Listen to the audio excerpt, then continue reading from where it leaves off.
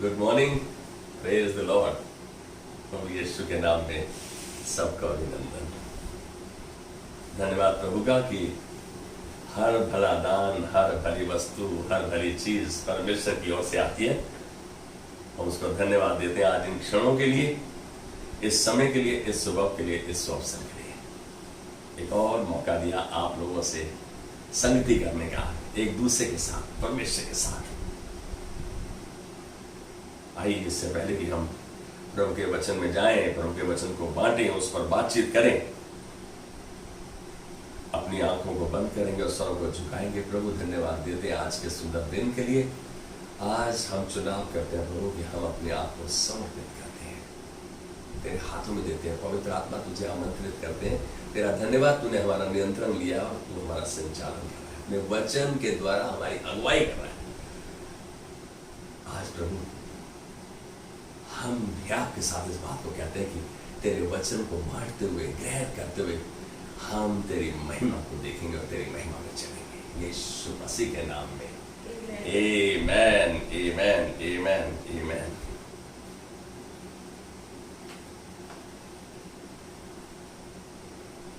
आज हम अपने वचन को शुरू करते हुए एक बहुत अच्छे वचन को याद करते हैं। ये शाया 1:19। शायद बहुत लोग इससे वाकिफ है। यदि तुम आज्ञाकारी होकर मेरी मानो, परमेश्वर का आत्मा कहता है, परमेश्वर कहता है यदि तुम आज्ञाकारी होकर मेरी मानो तो इस देश के उत्तम उत्तम पदार्थ खाओगे। मैं यहीं पर रुक जाएगा। इन उत्तम पदार्थों में आत्मिक भोजन भी है, शारीरिक भी है, आर्थिक भी है, भावनात्मक भी है, और सबसे उत्तम कि जब हम खाएंगे इसका मतलब वो हमारे लिए निर्धारित की गई है, चाहे वो आत्मिक वरदान हो, चाहे वो तोहफे हो, चाहे वो गिफ्टिंग हो, ये सब कुछ परमेश्वर ने हमारे लिए रचा है। लेकिन उसका मूल आधार क्या है? आज्ञाकारिता। यदि आप आज्ञाकारी होते हो तो आपके लिए ये चीजें परमेश्वर की ओर से टिकाई गई हैं, बनाई गई हैं, आपके लिए रखी गई हैं। क्या आप एक साधारण व्यक्ति हैं या असाधारण है? आर यू ऑर्डिनरी और एक्स्ट्रा ऑर्डिनरी? मैं समझता हूं अपनी नजर में हम साधारण हैं, लेकिन परमेश्वर की नजर में हम असाधारण हैं, एक्स्ट्रा ऑर्डिनरी हैं। उसने हमें रॉयल प्रीस्टहुड, होली नेशन, राजपदधारी याजकों का समाज, हमें घमंड करना चाहिए, गर्व है हमें प्रभु पर, जो प्रभु हमारे बारे में सोचता है।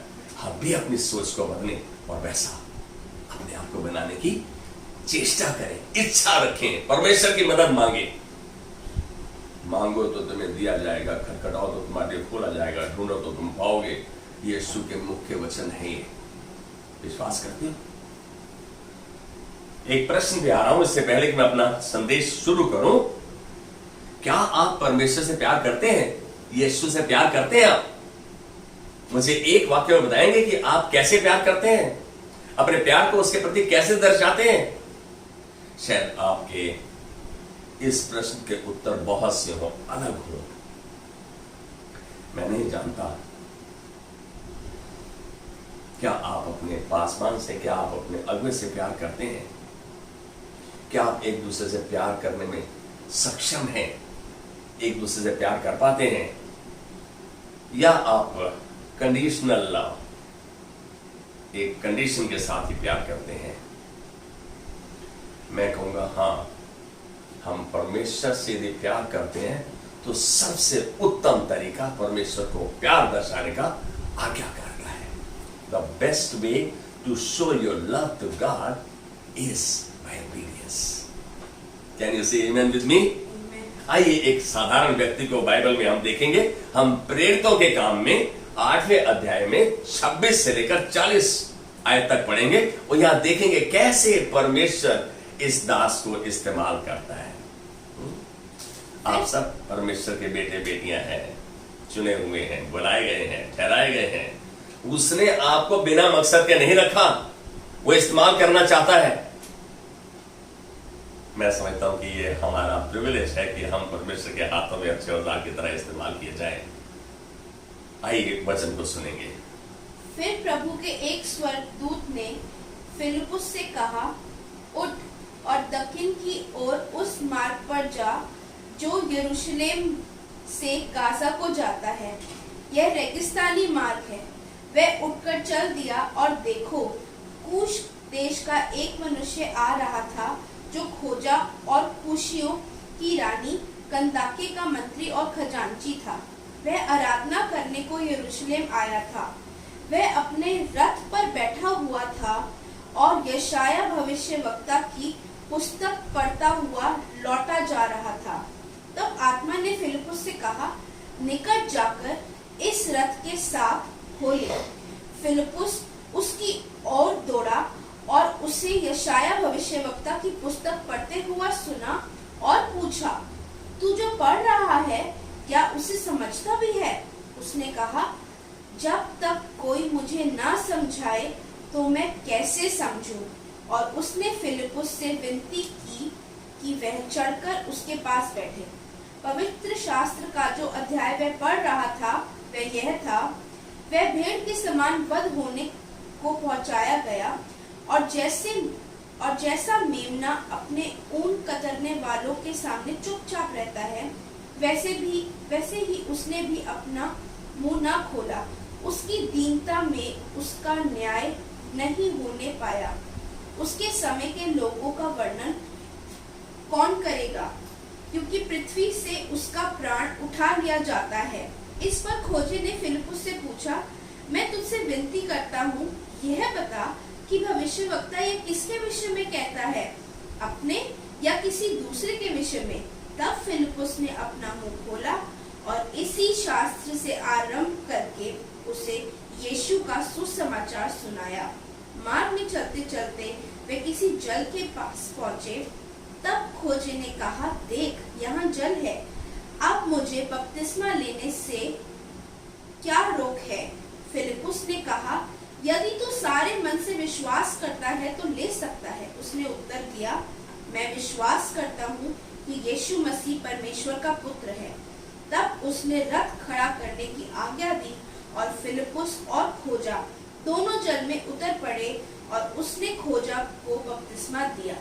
जब वे जल में से निकलकर ऊपर आए तो प्रभु का आत्मा फिलिपुस को उठा ले गया और खोजे ने उसे फिर ना देखा और वह आनंद करता हुआ अपने मार्ग पर चला गया। फिलिपुस अश्मदोद में आ निकला और जब तक कैसरिया में ना पहुंचा तब तक नगर नगर सुसमाचार सुनाता गया। आमीन। हम यहाँ एक साधारण दास जिसका नाम फिलिपुस है, इस 8वें अध्याय 26वें आयत से 40वें आयत तक देख रहे हैं कि इस प्रभु के दास को परमेश्वर का आत्मा ने कहा, उठ और दक्षिण की ओर जा। हम यहाँ इस एक व्यक्ति को देख रहे हैं जिसने कोई प्रश्न नहीं किया। आज आप या मुझ में से कोई ऐसी आज्ञा हमें मिली होती तो हमने बोला, काहे के लिए जाना है, कहां जाना है, क्या काम है, 10 प्रश्न करते हैं हम। लेकिन इसने कोई प्रश्न नहीं किया और चुपचाप उठ के चल दिया। मुझे लगता है शायद इसने लुंगी पहन रखी थी, बनियान पहन रखी थी, चप्पल भी नहीं पहन रखी थी, वैसे ही चल दिया। अब जब ये चल दिया तो इसको तो प्रभु ने कहा कि किस तरफ जाना, कह रहा दक्षिण की ओर जाओ। उस मार्ग पर जो मार्ग यरूशलेम से गाजा की ओर जाता है, आप जान रहे हैं। अब इस समय बाइबल बतलाती है कि यरूशलेम से गाजा की ओर से रथ आ रहे थे और उस रथ पर कंदाके की रानी का मंत्री खोजा, जो कि वित्त मंत्री था, जो फाइनेंस मिनिस्टर था, जो खजांची भी कहा जाता था, वो आ रहा था। और वो जब आ रहा था तो परमेश्वर के आत्मा ने कहा, इस रथ के साथ हो ले। आप समझ रहे हैं, इस रथ के साथ हो ले। आप अंदाजा लगा सकते हैं, रेगिस्तानी मार्ग था, पत्थर रोड़े वाला मार्ग जिसमें रथ चल रहा है, 6 या 8 घोड़ों की गाड़ी, शायद 1 या 2-3 होंगी, लेकिन अगले में खोजा था। ये जैसे साथ भागा तो ये देख रहा है कि उसने सुना, क्या सुना, कि ये यशायाह नबी की पुस्तक में से पढ़ रहा था। उस समय के लोग, उस समय के मंत्री, उस समय के जन ऐसे नहीं थे कि किताब उठाई करके पढ़ते थे। नहीं, ऊंचे स्वर में पढ़ते थे। दो विधियां पूरी होती हैं। यदि आप जोर के पढ़ते हैं तो आपके मुख से आवाज आपके कान तक भी जाती है, आप खाली बोल ही नहीं रहे, सुनते भी हैं। तो यहां देख रहे हैं कि वो यशायाह नबी की पुस्तक में से पढ़ रहा था। परमेश्वर ने पहला दान, इसने बिगड़ प्रश्न के, बिना किसी रुकावट के, बिना किसी अपने मन की इच्छा के, इससे क्या किया, प्रभु की आज्ञा मानी। और दूसरा, जब प्रभु ने कहा इसके साथ हो ले, पहली आज्ञा मानते ही उसका क्या हुआ, परमेश्वर ने इसकी टांगों में घोड़ों की सी ताकत दे दी। रथों के साथ भागना इतना आसान नहीं। ये आम दास था, ये शायद धावक नहीं था, भागने वाला नहीं था, लेकिन परमेश्वर ने इसकी टांगों में घोड़ों की सी ताकत दे दी। पहला दान। दूसरा दान ये दिया कि उस गड़गड़ाहट में, उस शोर में, उस रथ के भागने के साथ इसके कान इतने तीखे कर दिए कि इसको साफ सुनाई दिया कि वो यशायाह नबी की पुस्तक में से पढ़ रहा है। दूसरा दान क्या मिला इसको, इसके कानों को तीखा कर दिया। तीसरा दान, इसको बोल्डनेस दे दी, हिम्मत दे दिया। ये भागते भागते उस मंत्री से पूछ रहा है, खोजे से, जो तू पढ़ता है क्या समझता है जो तू पढ़ रहा है? आप अंदाजा लगा रहे हैं, उस समय के मंत्री या उस समय के दास, परमेश्वर जब सामर्थ देता है तो आपको हियाब भी देता है, आपको दान भी देता है, आपको आशीष भी देता है। उसने रथ रुकवाया। किसने? खोजे ने रथ रुकवाकर और इसको अपने पास आकर बैठने को कहा। किसको? फिलिपुस को। ये उसके पास बैठ गया। मालूम है, यहां पर चौथा दान देख रहे हैं कि उसको अधिकार और सामर्थ वाले व्यक्ति, अफसर के साथ, मंत्री के साथ बैठने का स्थान मिला। He got the opportunity to sit with the people in authority. आप समझ रहे हैं इस बात को? परमेश्वर की आज्ञा मानने का एक के बाद एक दान, एक के बाद एक वरदान, एक के बाद एक आशीष आपके पास आती जा रही है। ये तो कभी रथ में बैठा ही नहीं, जो मुझको प्रतीत होता है। यहां देख रहे हैं कि फिलिपुस उसके पास बैठ गया। अब क्योंकि ये यशायाह नबी की पुस्तक में से पढ़ रहा था और उसकी समझ में नहीं आ रहा था, उसे कहा, जब तक कोई मुझे ना समझाए मैं कैसे समझूं? एक बाइबल के बहुत पुराने अनुवाद में कहता है, जब तक मुझे ना समझाए मैं क्यों कर समझूं? हरियाणा की भाषा, जैसे गांव की सी भाषा।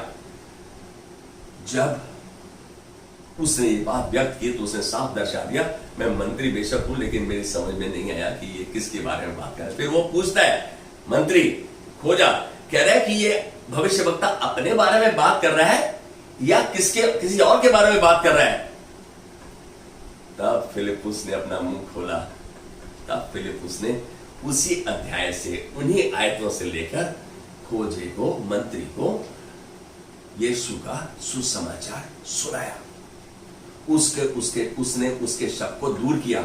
आज एक बात जान लो, कोई पास्टर, कोई लीडर, कोई व्यक्ति इस पृथ्वी पर बाइबल के हर रहस्य को नहीं जानता, जरूरी भी नहीं है। लेकिन एक बात जानो, यदि आप इच्छुक हो, आप परमेश्वर के साथ जुड़े हुए हो, तो उचित समय पर परमेश्वर आपको प्रकाशन भी देगा, आपकी मदद भी करेगा, आपको खुलासा भी करेगा। यहां वही बात फिलिपुस के द्वारा इस मंत्री को की। जब इसकी समझ में आ गया, आप देखो, जैसे ही ये बैठा, पांचवा दान इसके बाद आ गया, परमेश्वर ने इसे प्रकाशन दिया, इसको उस सुसमाचार को सफाई के साथ उस तक पहुंचाने की सामर्थ बख्शी। एक पहली आज्ञाकारी। बाइबल में एक स्थान पे यिर्मयाह की पुस्तक में बोलता है कि परमेश्वर ने यिर्मयाह को बोला, जा कुम्हार के घर जा, मैं वहां तुझे कुछ दिखाऊंगा। और वहां जब ये पहुंचता है तो वहां पिक्चर चल रही होती है। काय की पिक्चर? कि कुम्हार चाक पर बर्तन बना रहा है और वहां परमेश्वर दिखाता है उसको। आज एक बात बोलो, परमेश्वर जब आपको बोलता है तो आपको इस्तेमाल करना चाहता है, आपको प्रकाशन देना चाहता है, आपको गिफ्ट देना चाहता है, आपको आशीष पे आशीष देना चाहता है। आप सबके पास परमेश्वर की बुलाहट है, लेकिन हम कहीं इच्छुक हैं? ये मुझे नहीं मालूम कितना इच्छुक है। हम तो अपने कामों में व्यस्त हैं, संसारिक बातों में डूबे हुए हैं।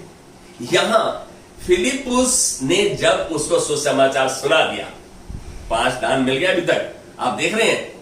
फिलिपुस ने जब सुसमाचार सुना दिया तो रथ जा रहा है। थोड़ी देर के बाद क्या देखते हैं कि एक पानी का पौंड आ जाता है, तालाब आ जाता है।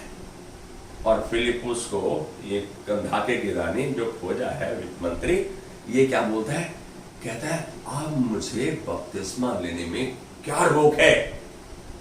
आप ये बात जानो, जब कोई प्रश्न उसने किया तो उस प्रश्न के उत्तर से पहले इस प्रभु के दास ने उसको चुनौती दी, क्या तू सच में विश्वास करता है कि यीशु मसीह परमेश्वर का पुत्र है? पूरे मन से विश्वास करता है तो संभव है। तो खोजे ने इस बात को मुंह से अंगीकार किया कि हां, मैं पूरे मन से विश्वास करता हूं कि यीशु मसीह ही परमेश्वर का पुत्र है। उसी समय उन्होंने रथ रुकवाया। रथ रुकवाने के बाद फिलिपुस ने इस खोजे को, इस मंत्री को बपतिस्मा दिया। क्या दिया? बपतिस्मा दिया। आप देख रहे हैं कि कैसे एक थोड़ी सी जर्नी में, थोड़ी सी यात्रा में परमेश्वर आपको ऐसे जन्म दे सकता है जो आप प्रभु से जिसको इंट्रोड्यूस करा सकते हैं, जिससे उसको व्यक्तिगत पहचान बना सकते हैं और फिर उसको सुसमाचार दे सकते हैं। कहीं मुश्किल नहीं है। क्या आपका संपर्क परमेश्वर के साथ है? वो आपकी झोली में डालेगा ऐसे जन को।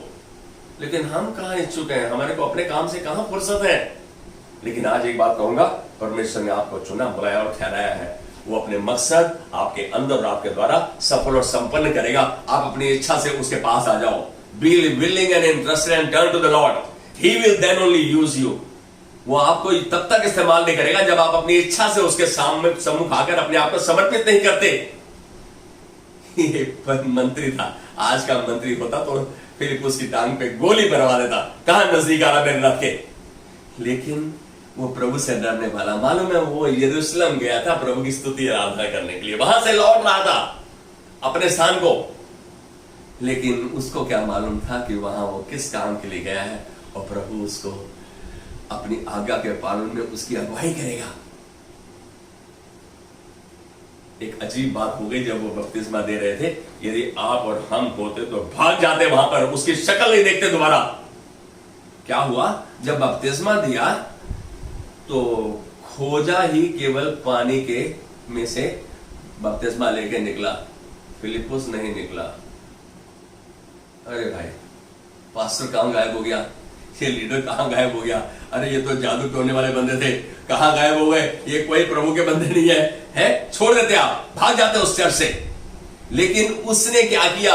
वो आनंदित होता हुआ उस यरूशलेम से गाजा के मार्ग को अपने रास्ते में चला गया और प्रभु की स्तुति आराधना करता हुआ। लेकिन प्रभु की आत्मा इस फिलिपुस को यशदोद में जाके निकली। 20-25 मील दूर था ये, वहां जहां प्रभु ने इसको इस्तेमाल करना था। आज एक बात जानो, आप विलिंग और इंटरेस्टेड हो, इच्छुक हो परमेश्वर को कार्य करने के लिए, अपनी इच्छा को व्यक्त करो उसे। प्रभु मैं यहां हूं, जहां तू कहे, जब कहे, जहां कहे मैं जाऊंगा। जैसे तू चाहे, जब चाहे, जहां चाहे मुझे इस्तेमाल कर। क्या आप अपने मुंह से कहते हैं जब समय आता तो प्रभु पास्टर ये तो मेरी कॉलिंग नहीं है, ये मेरे लायक नहीं है, मैं ये नहीं चाह रहा था। अरे एक बार बिना कंडीशन के प्रभु के सम्मुख समर्पित करो और समर्पित रहो। समर्पण के जीवन में ही अथॉरिटी है, अधिकार है। क्या आप जानते हैं इस बात को? जब फिलिपुस को अशदोद में पवित्र आत्मा लेकर वहां निकला, जब तक वो केसरिया से था, केसरिया नहीं पहुंच गया, वहां वो महल्ले, गली, हर शहर, गांव में सुसमाचार प्रचार करता रहा। आप कहते हो जी पास्टर कितना मुश्किल आजकल सुसमाचार प्रचार करना, लोगों को टाइम ही नहीं है। अरे आप इच्छुक हो? मैं एक बात बोल रहा हूं, यदि फिलिपुस को एक के बाद एक ब्लेसिंग, एक के बाद एक गिफ्टिंग, एक के बाद एक दान, वरदान प्रभु ने दिया, वो किसी का पक्षपात नहीं करता। आज भी वो अपने बच्चों को हर सब वरदानों से, दानों से सम्मानित और आश्रित करना चाहता है। मैं फिर उस आयत को दोहरा रहा हूं, यशाया 1:19, यदि तुम आज्ञाकारी होकर मेरी मानो, if you are willing and interested, तब इस देश के उत्तम उत्तम पदार्थ खाओगे। जो पदार्थ फिलिपुस ने ग्रहण किए, पाए, आज्ञाकारिता के कारण। आप किस दास का नाम लेना चाहते हैं? आप देखिए क्या उन्होंने आज्ञाकारी थे, विश्वास योग्य थे, डिपेंडेबल थे, क्या उन पर भरोसा किया जा सकता था? वो एक दूसरे से प्यार भी करते थे, भरोसा भी करते थे, परमेश्वर के हाथ में समर्पित भी करते थे अपने आप को। आज हम देख रहे हैं कि वो दान जो फिलिप्पुस कहते हैं वो आपके भी है, वो आपके लिए भी परमेश्वर ने रख छोड़े। जो परमेश्वर ने उसको दिया उससे बढ़कर आपको देगा। यीशु मसीह ने बोला ना, आप मुझसे बढ़कर काम करोगे। ये भविष्यवाणी पहले ही हुई थी। प्रेरितों के काम में इस बात का वर्णन कितनी सफाई से किया गया है। क्या अब भी आपके मन में कोई शक है, शुबा है? अब भी आपके मन में कोई प्रश्न है? आज एक बात बोलूं, यदि सच में आशीष पाना चाहते हो, परमेश्वर के अगुवाई में चलना चाहते हो, उसकी आत्मा का ज्ञान, आत्मा का चलन आपके साथ हो, तो मैं उस आयत को बोल रहा हूं, कौन है जो यहोवा का भय मानता है, कौन है जो उससे प्यार करता है? भजन संहिता 25:12।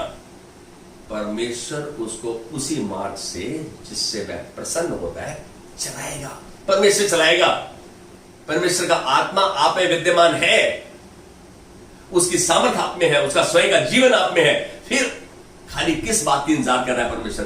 कि मेरे दास जिनको मैंने चुना है वो अपनी इच्छा से हाँ करें, अपने आप को समर्पित करें, ताकि मैं उनको जिस रीति से मैं इस्तेमाल करना चाहता हूं करूं। आज हम अपने आप को समर्पित करें, एक बार फिर परमेश्वर के हाथ में दें। परमेश्वर वो करना चाहता है जिसकी आपको समझ नहीं, जिसको आप सोच नहीं सकते, which you cannot think, even after praying you cannot comprehend what he is able to do। आइए अपनी आंखों को बंद करें, अपने सरों को झुकाएं, कहें प्रभु मैं आज तेरे वचन के द्वारा देखा कि तू तो किसका पक्षपात नहीं करता। जो तेरे सम्मुख आता है, जो अपने आप को समर्पित करता है, जो तेरी सेवकाई जो उनके लिए तूने निर्धारित कर रखी है, उसके लिए अपने आप को तेरे हाथ में देता है प्रभु, तू उसे उत्तम रूप से इस्तेमाल भी करता है और उसे उत्तम दान देता है। आज हम प्रभु पछतावा करते हुए कहते हैं प्रभु हमने संपूर्ण रूप से कभी समर्पण नहीं किया। आज इस परिवार को प्रभु, न्यू लाइफ के परिवार को तेरे हाथों में देते हुए तेरे अगुवाई को चाहते हैं प्रभु। हम जानते हैं प्रभु हम सब की इच्छा है कि हम तेरे हाथों में अच्छे औजार की तरह इस्तेमाल हो, लेकिन आज हम ये बात अपने मुख से बोलते हैं प्रभु, हम अपने आप को समर्पित करते हैं और कहते हैं प्रभु हम यहाँ हैं, जैसे चाहे, जब चाहे, जहां चाहे हमें इस्तेमाल कर। हम तेरे हाथों में अच्छे औजार की तरह इस्तेमाल होना चाहते हैं। आज तेरे अनुग्रह, अभिषेक, चरण अगुवाई को ग्रहण करते हुए आदर, महिमा, प्रशंसा तुझको देते हैं यीशु मसीह के नाम में। Amen. Amen. God bless you. Have a wonderful day. Thank you.